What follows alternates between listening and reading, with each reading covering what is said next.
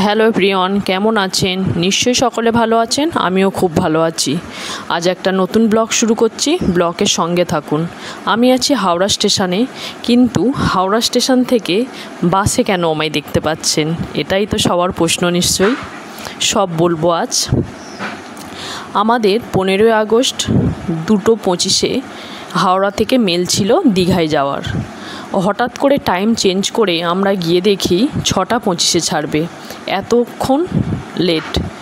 আমরা লাস্টে ডিসাইড করলাম হাওড়া স্টেশনে এতক্ষণ বসে থাকার থেকে আমরা হাওড়া থেকে বাস ধরি, আমরা সন্ধ্যে 7টার মধ্যে পৌঁছে যাব। তাই আমরা দুজনে ডিসাইড করলাম যে বাসে চলে যাই বলে ট্রেনের টিকিট ক্যান্সেল করে আমরা বাসে টিকিট কেটে চলে এলাম। আর দেখতেই পাচ্ছেন দীঘার গেট পার হচ্ছি আমরা বাসে করে। ওরা বলেছে 7টায় নামাবে, পুরো সন্ধ্যে 7টায় আমাদের দীঘাতে নামিয়ে দিয়েছে। আমরা সন্ধ্যে 7টার সময় নেমে একটু হোটেলে গিয়ে ফ্রেশ হয়ে তারপর একটু মেলায় ঘুরতে এলাম, একটু সমুদ্রেতে এলাম। সমুদ্রের পাড়ে যে মেলাগুলো বসে সেখানে এলাম। এটা ন্যাশনাল কাজুর দোকান। শঙ্খ, হার, ঝিনুকের জিনিস, এখানে তো এইসবই সবাই জানেন। এইসব মেলায় ঘুরতে এলাম। এগুলো সব কাজু,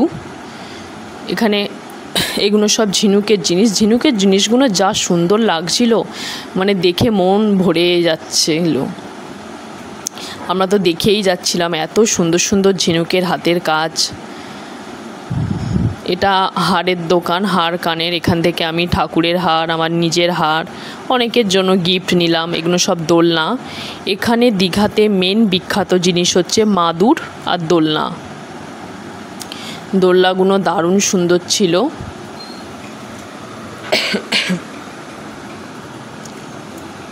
আমাদের বাসে করে জার্নিটা ভালোই ছিল, খারাপ হয়নি। অনেক দিন পর এরম লং জার্নি বাসে করে করলাম। আমরা সমুদ্রের পাড়ে ঘুরতে চলে এসেছি। রাতের সমুদ্র এক অসাধারণ দৃশ্য, যা দেখে আমাদের তো মন ভরে গিয়েছিল। খুব ভালো লাগছিল, মনে হচ্ছিল সমুদ্রের পাড় থেকে উঠবই না, রাতের ডিনারটা করবই না মনে হচ্ছিল। কিন্তু পেট তো আর শোনে না, সে তো সবাই জানেন। তাই আমরা কিছুক্ষণ সমুদ্রের পাড়ে বসলাম, একটু সমুদ্রের জলে পা ভেজালাম, ভিজিয়ে তারপর আমরা রাতের ডিনার সারতে গেলাম। আমার হাজব্যান্ড আর আমি সমুদ্রের পাড়ে একটু বসতে এলাম। এই ভিডিওটা যাদের ভালো লাগবে অবশ্যই লাইক, কমেন্ট, শেয়ার করতে ভুলবেন না। বর্ষার সমুদ্র এক অসাধারণ সুন্দর আমাদের লাগলো। রাতের সমুদ্রটাকেও দেখে খুব ভালো লাগছিল। অনেকেই সমুদ্রের পাড়ে বসেছিলেন। ঢেউটা খুব ভালোই হচ্ছিল। আমরা বসে দেখে দেখে থাকতে পারলাম না, লাস্টে একটু পা ভেজাতে চলে গেলাম।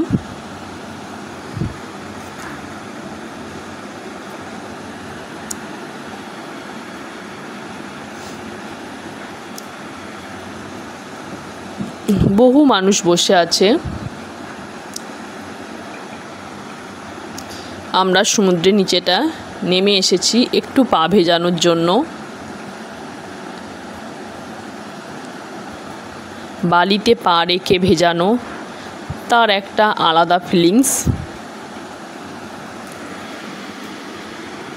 আর ঢেউটা যখন চলে যায় তখন পায়ের তলা থেকে যখন বালিটা চলে যায়, তার একটা অসাধারণ একটা অনুভূতি সৃষ্টি হয়।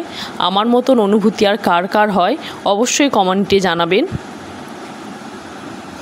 খুব ভালো লাগে যখন সমুদ্রের ঢেউটা চলে যায়, তখন তার সাথে বালিগুলো পায়ের তলা থেকে সরে যায়, তখন সেটা পায়ের তলায় যেন মনে হয় কে সুড়সুড়ি দিয়ে যাচ্ছে।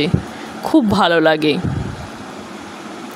আমার মতন আপনাদেরও কার কার এরকম মনে হয়, কার ভালো লাগে অবশ্যই জানাবেন।